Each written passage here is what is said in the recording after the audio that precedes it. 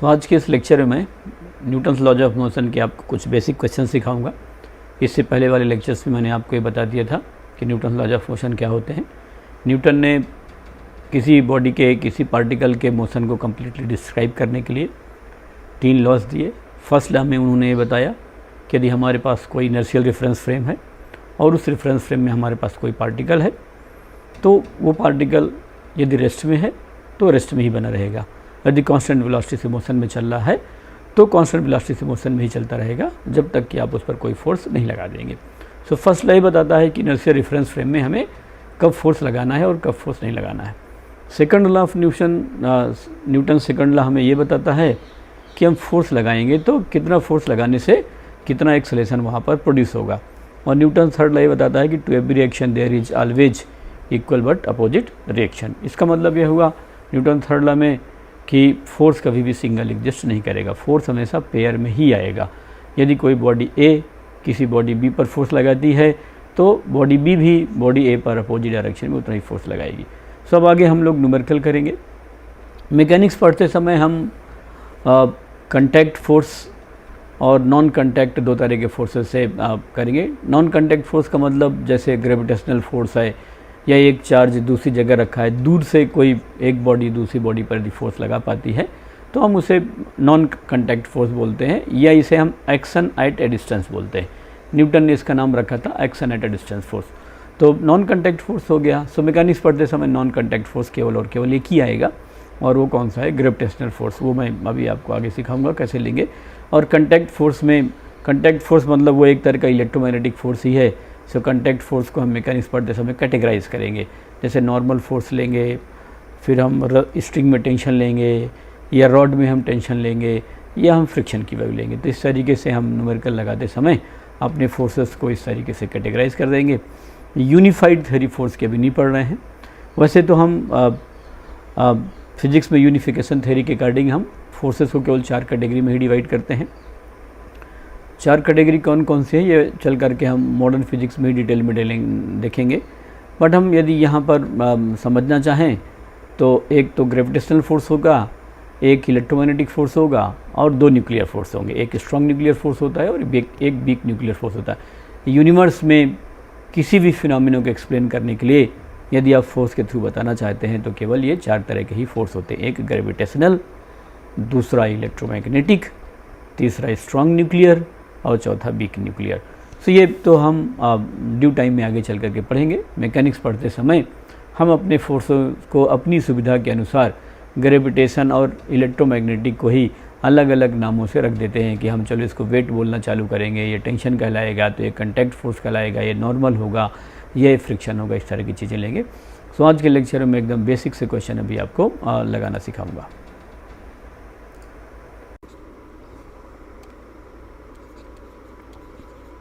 Some of vectors, 2 vectors को जोड़ेंगे। जैसे मान लिया मैंने कि मेरे पास कोई वेक्टर ए है और इधर की तरफ कोई वेक्टर बी है, इसके बीच का एंगल थीटा है। सो मैं मान लिया इन दोनों वेक्टर का रिजल्टेंट कितना है, आर है। तो सिम्बोलिकली मैं आर को कितना लिखूँगा, ए प्लस बी। अब आर की 2 बातें होंगी, एक उसका मैग्नीट्यूड, तो आर का मैग्नीट्यूड किसके इक्वल होगा, A square plus B square plus 2ab cos theta. एक तो हमारा ये ज़रूरत पड़ेगी और दूसरा हम लोग इसका एंगल निकाल सकते हैं, है ना, वो अपने जानते हैं। If A is equal to B मान लेता हूँ, देन जो इसका रिजल्टेंट है आर इज़ इक्वल टू वो आ जाएगा 2a cos थीटा बाई 2। और जो इसका रिजल्टेंट है मान लेता हूँ ये इन दोनों के सपोज़ ये बीच से जा रहा है रिजल्टेंट, और इसका एंगल कितना है, अल्फ़ा है। सो जो इसका अल्फ़ा आएगा वो थीटा बाई 2 के इक्वल होगा। सो ये तब हो गया जब हमारे दोनों फोर्सेस क्या हों, एक दूसरे के इक्वल हों। ऐसा नहीं है तो आप फोर्सेस को कंपोनेंट्स के फॉर्म में ऐड करके बता सकते हैं। सो इस तरीके से हम वेक्टर के सम को लिख सकते हैं। अब मैं इसमें आपको छोटे छोटे क्वेश्चन करके बता रहा हूँ कैसे हैं। तो सबसे पहला ये है कि ए particle of mass 2 kg is moving with 2 meter per second on a straight line on a straight line, find force on the particle. अभी मैं कुछ बेसिक क्वेश्चन ले रहा हूँ, अपने बेसिक क्वेश्चन सोचने में दिक्कत नहीं आए, बाकी हम आगे कई तरह लेवल के क्वेश्चंस लगाएंगे, मैथमेटिकल कम्प्लेक्सिटी आने वाले टाइम में हमारी बढ़ती जाएगी। अभी हम बहुत छोटी चीज़ों को पढ़ रहे हैं, कभी हमें बहुत बेसिक बातें रिवाइज़ करनी हो तो हमारे नोट्स से ही रिवाइज़ होना चाहिए, ठीक है। तो जब न्यूमेरिकल लगाना है तो हम न्यूटन सेकंड में लगाएंगे। अब देख लेते हैं, ये पार्टिकल ऑफ मास 2 kg, तो हमारे पास जो मास दिया है पार्टिकल का वो 2 kg दिया है, is moving with velocity of 2 metre पर सेकंड ऑन स्ट्रेट लाइन। इसका मतलब कांस्टेंट वेलोसिटी है, सो 2 मीटर पर सेकंड स्ट्रेट लाइन में है, तो ये क्या है, कांस्टेंट है। तो न्यूटन फर्स्ट लॉ क्या बोलता है कि यदि कोई पार्टिकल की वेलोसिटी कांस्टेंट है तो उसमें फोर्स की वैल्यू क्या होगी, 0 होगी।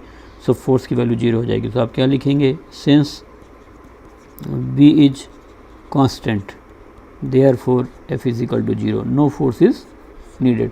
क्यों नीडेड नहीं है, क्योंकि फर्स्ट लॉ बताता है। फर्स्ट लॉ क्या बोलता है कि यदि कोई बॉडी रेस्ट में है तो रेस्ट में रहेगी, या कांस्टेंट वेलोसिटी से मोशन में है तो कांस्टेंट वेलोसिटी से मोशन में ही रहेगी, जब तक कि हम उस पर कोई फोर्स अप्लाई नहीं कर देते। Since a body is moving with the velocity constant velocity of 2 metre पर second on straight line, therefore body will continue to move. तो हमें उसको चलाने के लिए, उसको मेंटेन करने के लिए फोर्स की ज़रूरत नहीं है। या दूसरा आप मान लेते हैं कि आप सेकंड लगाना चाहते हैं, तो F इज इक्वल टू किसके इक्वल होगा, M इंटू A के इक्वल होगा।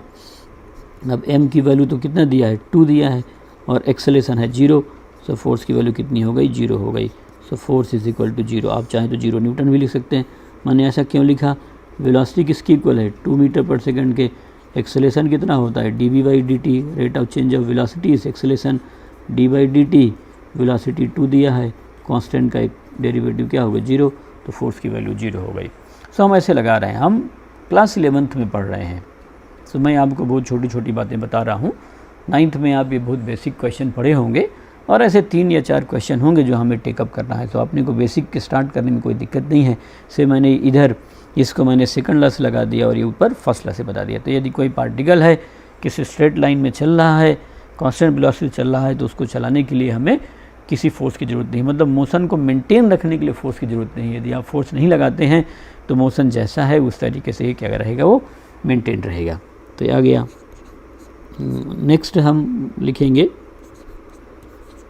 ए particle of mass 2 kg is moving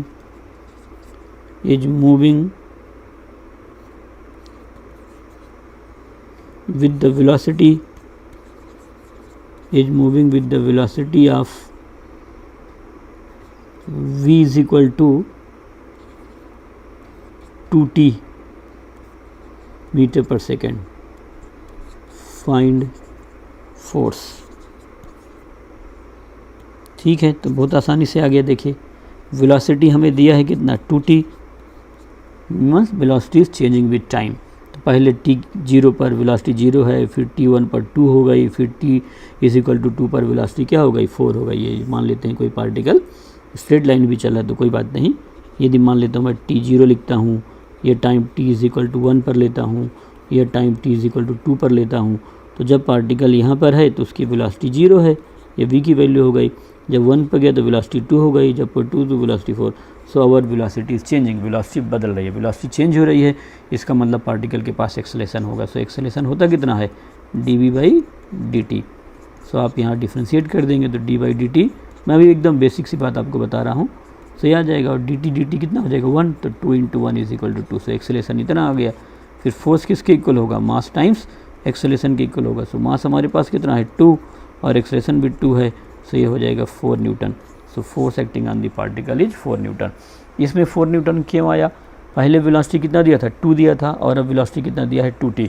अंतर क्या है कि यहाँ पर वेलोसिटी कांस्टेंट है और यहाँ पर वेलोसिटी कांस्टेंट नहीं है। जब वेलोसिटी वेरी कर रही होगी, वेलोसिटी वेरी कर सकती है कितने तरीके से, 2 तरीके से, हम उसका मैग्नीट्यूड बदल दें, हम उसकी डायरेक्शन बदल दें। सो हमने जब कुछ नहीं दिया हो तो हम मान लेंगे कि स्ट्रेट लाइन मोशन में पार्टिकल चल रहा है। इस तरीके से पार्टिकल का फोर्स कितना हो गया, 4 न्यूटन के बराबर हो गया। तो ऐसे कुछ छोटे छोटे मैं आपको अभी क्वेश्चन लिख के बता रहा हूँ, जहाँ पर F is equal to M into A का हम एक सिंपल अप्लीकेशन कर रहे हैं। नेक्स्ट है, ए particle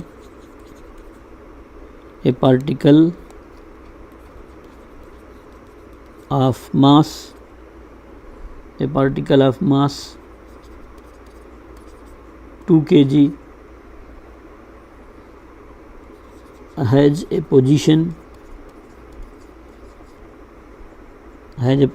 x is equal to t square plus 4t plus 2 meter.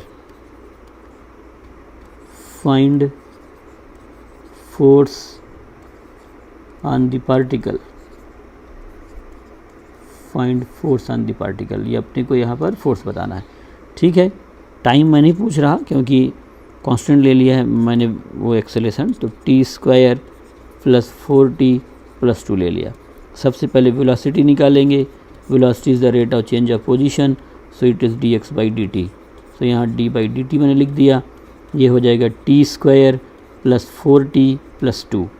और आप जब इसको आगे सॉल्व करेंगे तो वेलोसिटी टी स्क्वायर का डेरिवेटिव 2t होगा, ये मैंने आपको सिखाया है, प्लस 4t का 4 आ जाएगा और वो 0, तो 2t प्लस 2 हो गया। अब आप एक्सेलेरेशन क्या लेंगे, d बाई dt।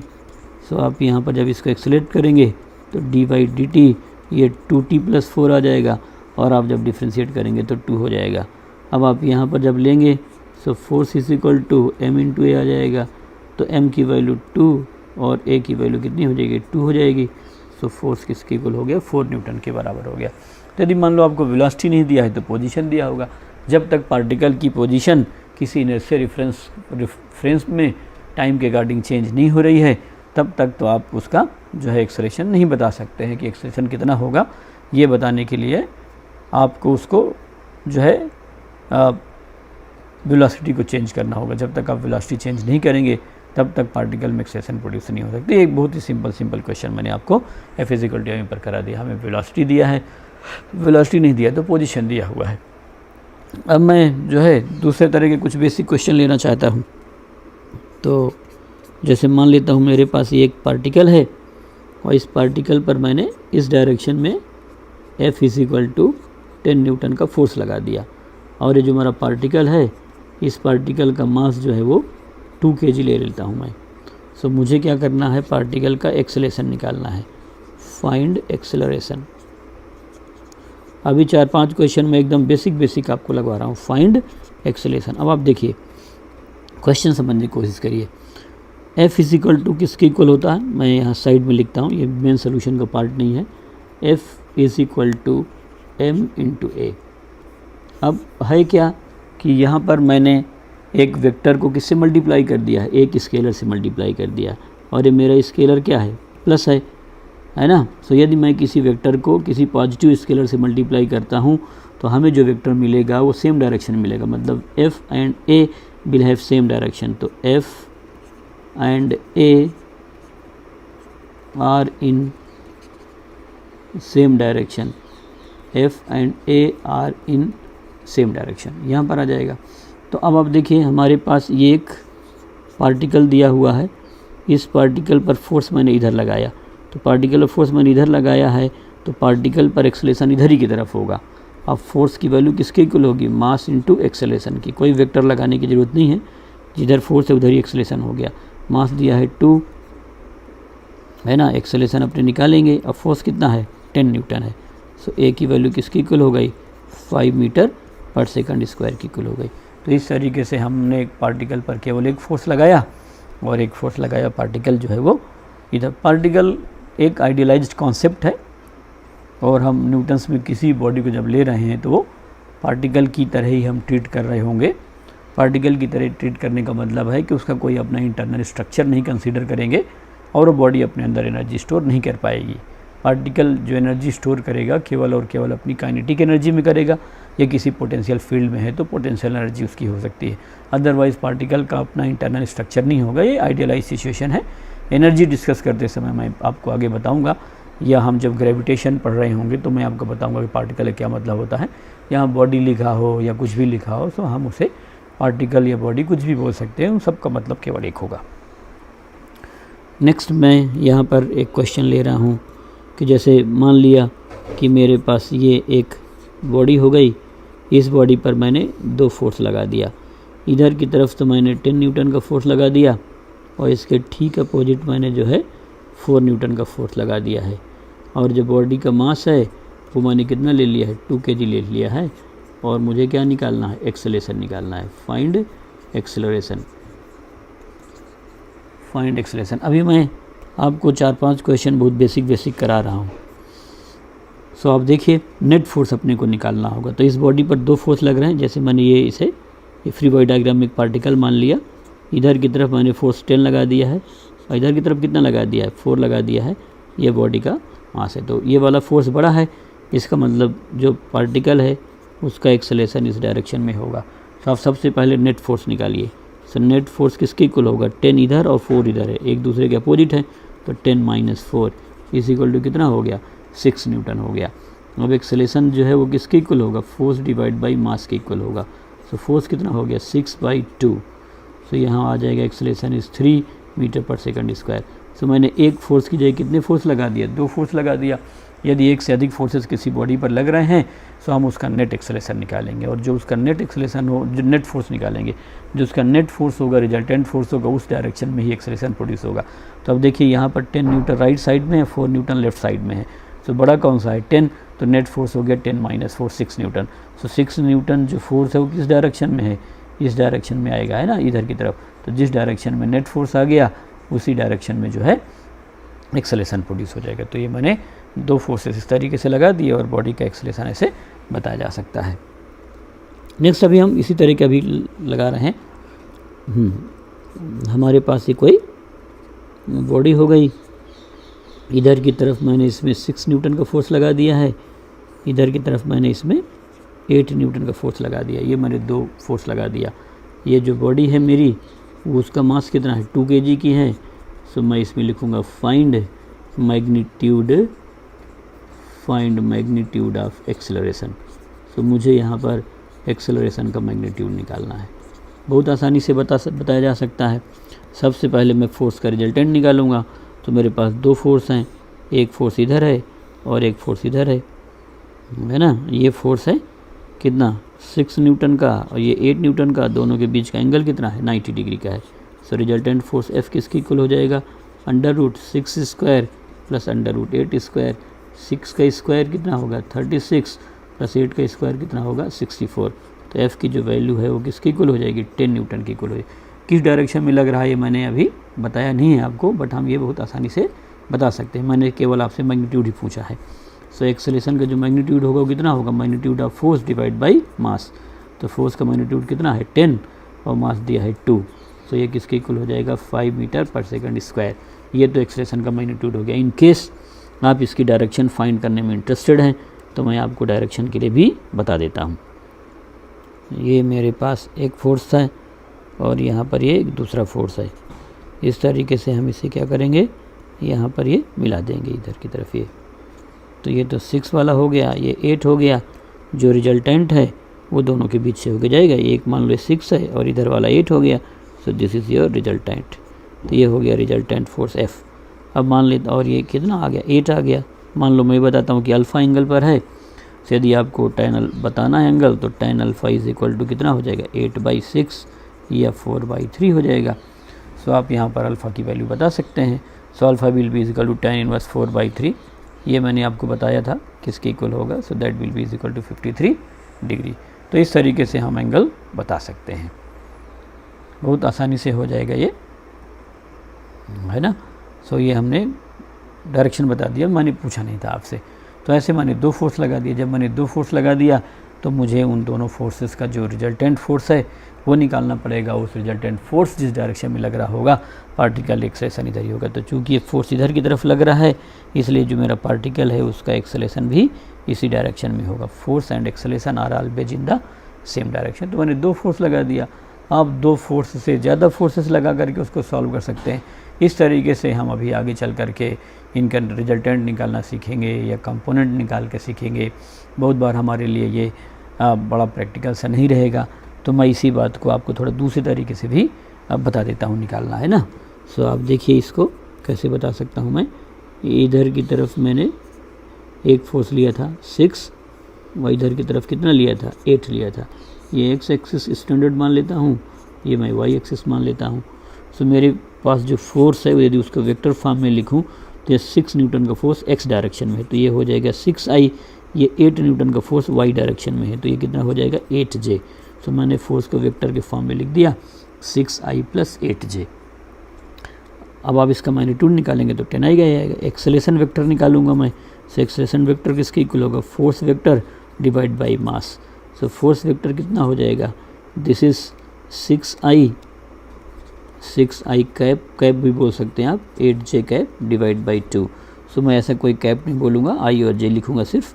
तो यहाँ पर मैं लिख दूँगा कितना 3I प्लस ये किसके इक्वल हो जाएगा 4J के बराबर आ जाएगा, तो 6I + 4J आ गया। अब मुझको इसका मैग्नीट्यूड चाहिए। ये सब वेक्टर में बेसिक बातें आप सीख गए हैं। तो 3 का स्क्वायर 9 एंड 4 का स्क्वायर 16। सो जो एक्सेलेरेशन है वो आ जाएगा √25। एक्सेलेरेशन की वैल्यू किसके इक्वल हो जाएगी 5 मीटर पर सेकंड स्क्वायर। अब आप एंगल देखेंगे तो वेक्टर का angle, so tan alpha = y component divide by x component, तो 4/3 आ गया। सो अल्फ़ा की जो वैल्यू है वो कितना आ जाएगी 53 डिग्री आ जाएगी। ये आप पहले वाले में आप देख लीजिए, यहाँ पर भी tan अल्फ़ा कितना आया था 4/3, tan अल्फ़ा 4/3 आया था। मैग्नीट्यूड यहाँ फोर्स का कितना था 10 न्यूटन आया था, मैंने फोर्स का नहीं निकाला। एक्सेलेरेशन कितना है 5 और यहाँ भी एक्सेलेरेशन कितना आया था 5। सो आपके ऊपर है कि आप जो है उसको वेक्टर के फॉर्म में रिप्रेजेंट कर लीजिए, यूनिट वेक्टर के टर्म्स में रिप्रेजेंट कर दीजिए फोर्स को, और यूनिट वेक्टर के टर्म में रिप्रेजेंट करके भी आप क्या कर सकते हैं उस फोर्स की वैल्यू को निकाल सकते हैं। और नहीं आपको यूनिट वेक्टर के टर्म्स में लिखना है तो आप इस तरीके से भी सॉल्व करके बता सकते हैं। सो ये आपकी प्रैक्टिस होना चाहिए, आपकी जैसी इच्छा हो उस तरीके से हो जाना चाहिए। इसलिए मैं आपको बहुत छोटी छोटी बातें सिखा रहा हूँ जिससे हम अपनी बेसिक एलिमेंट्री मैथमेटिक्स लगाना सीख सकें। ऐसा कोई टफ नहीं है, ऐसी कोई चीज़ नहीं है जो सॉल्व नहीं कर पाएंगे हम आगे चल करके। बट हाँ, हमारा जो एलिमेंट्री मैथमेटिकल रिक्वायरमेंट है वो मीट आउट होना चाहिए। आपको लगता है कि आप ज्योमेट्रिकली सॉल्व कर पा रहे हैं तो ज्योमेट्रिकल तरीका है, और ये मैंने वेक्टर के कंपोनेंट के फॉर्म में रख दिया। अब 2 से ज़्यादा फोर्सेस होंगे तो मैं कंपोनेंट के फॉर्म में लगा के कर सकता हूँ या वेक्टर के फॉर्म में लगा सकता हूँ। तो ऐसे हम इस क्वेश्चन को सॉल्व करके देख सकते हैं। ठीक है, सो अब आपके लिए एक क्वेश्चन में, और सब में अभी अपनी एक्सेलेरेशन ही निकालना चाहते हैं। जैसे मैं यहाँ पर एक ये पार्ट बॉडी मान लिया, इस बॉडी पर इधर की तरफ मैंने 8 न्यूटन का फोर्स लगा दिया है, इधर की तरफ मैंने 4 न्यूटन का फोर्स लगा दिया है, और इस डायरेक्शन में मैंने जो है 3 न्यूटन का फोर्स लगा दिया है। So find magnitude of acceleration, find magnitude of acceleration. ठीक है, सो आप देखिए आपके पास 3 फोर्सेस हैं। पहले मैं ज्योमेट्रिकली लगाऊंगा, फिर वेक्टर के फॉर्म में। एक फोर्स मेरा 8 है, दूसरा इधर की तरफ फोर्स ये पॉइंट मान लिया मैंने, उस बॉडी को पार्टिकल को ऐसे रिप्रेजेंट कर दिया 4, और एक है इधर की तरफ है ना, ये 90 डिग्री का एंगल है तो ये 3 है। 8 ये और इसके अपोजिट है तो माइनस हो गया। सो मैं इसको ये पॉइंट माना अपना, 8 - 4 तो ये 4 आ गया, और इधर की तरफ कितना है 3 है, और इन दोनों के बीच का एंगल कितना है 90 डिग्री का है। सो जो मेरा नेट फोर्स होगा वो किसके इक्वल हो जाएगा √3² + √4²। तो 3 का स्क्वायर 9 + 16 से 25 का मतलब किसके इक्वल हो जाएगा 5 न्यूटन के इक्वल हो जाएगा। ये तो फोर्स आ गया। अब जो एक्सेलेरेशन है वो एक्सेलेरेशन किसके इक्वल होता है फोर्स डिवाइड बाई मास के इक्वल होता है। मास मैंने आपको क्वेश्चन में प्रोवाइड नहीं कर रखा है। So let me take mass to be, ये जो पार्टिकल है वो 2 kg ले लेता हूँ। सो यहाँ आ जाएगा 5/2। सो एक्सेलेरेशन विल बी = 2.5 मीटर पर सेकंड स्क्वायर। अब आप यदि इसका एंगल बताना चाहते हैं तो देखो बहुत आसानी से एंगल हम बता पाएंगे, है ना। आप लिखिए, आपसे पूछा नहीं गया है बट आप बेसिक बातें सीखें। बहुत जल्दीबाजी में अपने को सब्जेक्ट सीखने की ज़रूरत नहीं है। आप फंडामेंटली जितने स्ट्रांग होंगे आप बहुत आसानी से सब्जेक्ट कर सकते हैं। दुनिया में किसी की कॉपी करने की कोई ज़रूरत नहीं है। ये हो गया 4, ये हो गया 3, ऐसे आप बता सकते हैं। अब आप देखिए आपका जो वेक्टर है, जो इनका रिजल्टेंट होगा वो फर्स्ट वेक्टर के टेल से चलता है और सेकंड वेक्टर के हेड में ख़त्म हो जाता है, ऐसे बना लिया। सो ये मेरा रिजल्टेंट फोर्स है और ये मैंने एंगल कितना मान लिया, उसको अल्फ़ा मान लिया। सो अब देखिए ये 90 डिग्री का तो इनके बीच में है ही है, तो √3² + 4² आया था, और एंगल मेरे को बनाना है यहाँ पर। यदि मैं एंगल बताना चाहता हूँ so tan alpha will be is equal to 3/4। So alpha कितना हो गया, ये पढ़ रखे हैं 53 डिग्री एंड 37 डिग्री। ये मैंने आपको एंगल वहाँ बताया था 3, 4, 5 वाले ट्रायंगल में, तो अल्फ़ा 37 डिग्री हो गया। तो उस पार्टिकल का एक्सेलरेशन कितना है 2.5। सो इसमें कई सारे फोर्स लग गए। तो सिंपल न्यूटन का लॉ क्या बोलता है कि यदि हम कोई बॉडी का एक्सेलरेशन कंसीडर करना चाहते हैं तो उस बॉडी पर हम नेट फोर्स देखेंगे। नेट का मतलब रिजल्टेंट फोर्स देखेंगे। यदि कई सारे फोर्स लग रहे हैं तो पहले हम उन सभी टोटल फोर्सेस का रिजल्टेंट निकालेंगे। वो रिजल्टेंट जिस डायरेक्शन में लग रहा होगा हमारा पार्टिकल उसी डायरेक्शन में एक्सेलरेट करेगा। यदि हमारा रिजल्टेंट फोर्स हॉरिजॉन्टल डायरेक्शन में लग रहा है तो पार्टिकल का एक्सेलरेशन हॉरिजॉन्टल डायरेक्शन में होगा। यदि हमारा फोर्स वर्टिकल डायरेक्शन में लग रहा है तो पार्टिकल का एक्सेलरेशन वर्टिकल डायरेक्शन में ही होगा। अब मैं देखो आपको इसको वेक्टर के फॉर्म में लगाना सिखा देता हूँ। आप ये सब कॉपी में लिखना है अपने को। सो यहाँ देखिए कितना है ये 8, इधर की तरफ कितना माना था मैंने 4 और इधर की तरफ माना था 3। एक बार चेक कर लेते हैं 8, 4 एंड 3 ये हो गया। स्टैंडर्ड एक्सिस मानेंगे, कुछ नहीं दिया हो तो हम एक्सिस हमेशा स्टैंडर्ड मानेंगे। एक्स वाई प्लेन में ही ले रहे हैं हम, सो एक्स वाई मान लिए। अब आप देखिए ज़रा फोर्स को रिप्रेजेंट करके। सो फोर्स का ये इधर की तरफ आई डायरेक्शन में तो कितना हो गया 8i, ये माइनस आई डायरेक्शन में है -4i, ये जे डायरेक्शन में है +3j। सो आप जब फोर्स की वैल्यू लिखेंगे तो 8i - 4i this will be equal to 4i + 3j यहाँ पर आ जाएगा। ये फोर्स आ गया। Now acceleration vector will be equal to force vector divide by mass. Mass के ऊपर तीर नहीं लगा देना है, ये एक स्केलर नंबर है, तो 4i + 3j आ जाएगा। एंड मास किसके इक्वल है 2 के इक्वल है। सो यहाँ पर ये हम ऐसे बता सकते हैं। देखिए तो ये हमारा एक्सेलरेशन आ गया। अब इसका मैग्नीट्यूड यदि आप निकालना चाहें सो एक्सेलरेशन का जो मैग्नीट्यूड होगा 1/2 तो मैग्नीट्यूड ही है, वो तो बाहर ही ले लिया है। एंड 4 का स्क्वायर 16 + 9, सो ये किसकी इक्वल हो जाएगा 5/2। 5/2 इज़ 2.5 मीटर पर सेकेंड। अब आपको वेक्टर के फॉर्म में जब लिखते हैं तो एंगल निकालने आता है Y component divide by X component. तो Y component is 3 and X component is 4। Therefore alpha will be is equal to 37 degree. तो इस तरीके से मैंने आपको आज बहुत ही एलिमेंट्री क्वेश्चन लगाना सिखाया। न्यूटन्स लॉज में F = ma के बारे में सिखाया कि हमारे पास जो फोर्सेस लगे हुए हैं उन फोर्सेस को हम किस तरीके से सॉल्व करके बता सकते हैं। सो आसानी से हमारा क्वेश्चन लग गया। तो ऐसे जो है हम न्यूटन के फर्स्ट लॉ के बेसिस पर रिजल्टेंट निकाल सकते हैं। यदि अपने को कोई प्रॉब्लम है तो यदि हमारे पास कोई समस्या है तो हम वेक्टर ऐड करना सीख सकते हैं। वेक्टर आप रिकैप कर लीजिए, मैंने सब छोटे छोटे वेक्टर के कॉन्सेप्ट्स आपको सिखा दिए हैं। डायरेक्टली ज्योमेट्रिकल तरीके से लगा दिया, IJ मान करके लगा दिया है ना, कभी हम कंपोनेंट मान करके लगाएंगे। सो इस तरीके से हमारे कई तरह के अप्रोचेज को ले करके हम क्वेश्चन को सॉल्व कर सकते हैं। सो इसमें एक क्वेश्चन और देखते हैं कि हमारे पास यहाँ पर एक कोई बॉडी है, उसमें इधर की तरफ मैंने 10 न्यूटन का फोर्स लगाया और इधर की तरफ भी मैंने जो है 10 न्यूटन का ही फोर्स इस पर लगा दिया। दो बॉडीज़ हैं और ये जो इनके बीच का एंगल है वो 60 डिग्री है। बॉडी का जो मास है वो 2 kg का है और मुझे एक्सेलरेशन निकालना है। Find acceleration. मैं मैग्नीट्यूड ही निकलवा रहा हूँ आपसे, लेकिन साथ साथ में डायरेक्शन बता दे रहा हूँ। Find magnitude of acceleration. So मेरे जो क्वेश्चन दे रहा हूँ उनमें आपको डायरेक्शन निकालना ज़रूरी नहीं है, बट हम कंप्लीट ही देखना चाहते हैं। सो आ गया। अब आप देखिए आपके पास दो वेक्टर हो गए, दोनों 10 न्यूटन के हैं। तो मान लेते हैं मैंने F1 फोर्स 10 न्यूटन का है, F2 फोर्स 10 न्यूटन का है और आपके पास जो एंगल थीटा है वो 60 डिग्री है। सो जब दोनों वेक्टर इक्वल मैग्नीट्यूड के होते हैं तो फोर्स का फार्मूला मैंने बताया था रिजल्टेंट वेक्टर का R = 2a cos θ/2, आज ही बताया है। सो 2F1 F2 बराबर 2F1 cos θ/2। थीटा कितना है 60, सो cos 60/2 आ जाएगा। सो यदि आप यहाँ पर वैल्यू लेंगे सो 2F1 की value 10 and cos 60/2 cos 30, so cos 30 से √3/2 तो 2 × 10 एंड cos 30 से √3/2 ये कैंसिल हो गया। सो F की जो वैल्यू है वो किसके इक्वल हो जाएगा 10√3 न्यूटन के बराबर हो जाएगा। सो F = 10√3। अब आप यहाँ पर एक्सेलरेशन लिखेंगे सो एक्सेलरेशन किसके इक्वल हो जाएगा, फोर्स बाई मास के इक्वल हो जाएगा। ये मैग्नीट्यूड है उसका।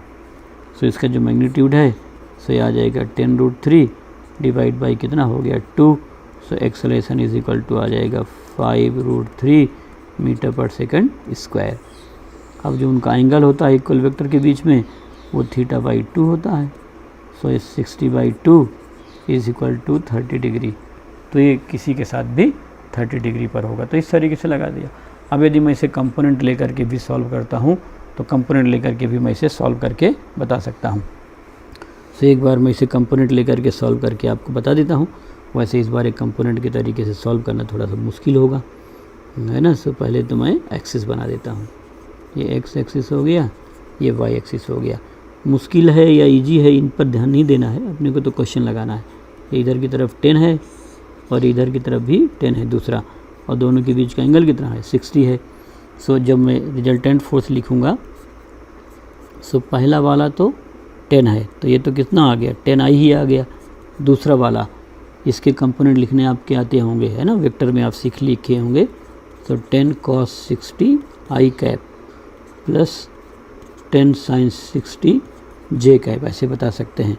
सो f की जो वैल्यू है वो कितनी हो जाएगी 10 cos 60, तो कितना हो जाएगा 5i plus 10 sin 60 5√3 j cap हो गया।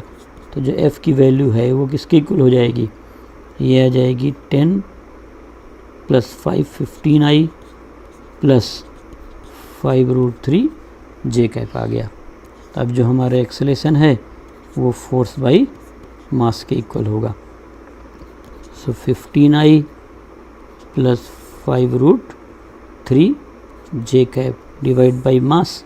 मास आप देखिए 2 kg था, सो हम यहाँ पर 2 kg लिख सकते हैं। सो ये 2 आ गया। अब आप यहाँ से क्या क्या कॉमन है ये आप लिख लीजिए बाहर, तो आपको मैग्नीट्यूड निकालना थोड़ा आसान होगा। सो 5/2 आ गया, और यहाँ 5 जब कॉमन ले लेंगे तो 3i प्लस ये √3 j के इक्वल हो जाएगा। सो आप जब एक्सेलरेशन का मैग्नीट्यूड निकालेंगे तो 5/2 और ये अंडर रूट हो जाएगा कितना 9 प्लस 3। सो यहाँ हो जाएगा 5/2 और 9 प्लस 3 ये 12 हो गया। तो 12 का मतलब 4√3 आ गया। सो 5 इंटू ये 2√3, 4 इंटू 3 12, तो 2√3 12 हो गया डिवाइड बाई 2, तो कैंसिल हो गया। सो जो आपके पास एक्सेलरेशन है वो किसके इक्वल हो गया 5√3 मीटर पर सेकंड स्क्वायर के बराबर आ गया। सो आप देखिए यहाँ ना 5√3 मीटर पर सेकंड स्क्वायर। एंगल अपने को निकालने आता ही है। tan alpha is equal to Y component divide by X component, ऐसे आप सॉल्व करके बता सकते हैं। सो √3 डिवाइड बाई 3 1/√3 और 1/√3 tan 1/√3 का मतलब अल्फ़ा कितना हो गया 30 डिग्री हो गया। तो इस तरीके से आप बता सकते हैं। ये कंपोनेंट आप एक बार निकालना सीख लेना, बार हमारा कंपोनेंट का काम आगे चल करके पड़ेगा ही पड़ेगा। इसकी हमें रिक्वायरमेंट होगी तो हमें ये ज़रूर आना चाहिए। सो आज मैंने आपको बहुत ही एलिमेंट्री लेवल पर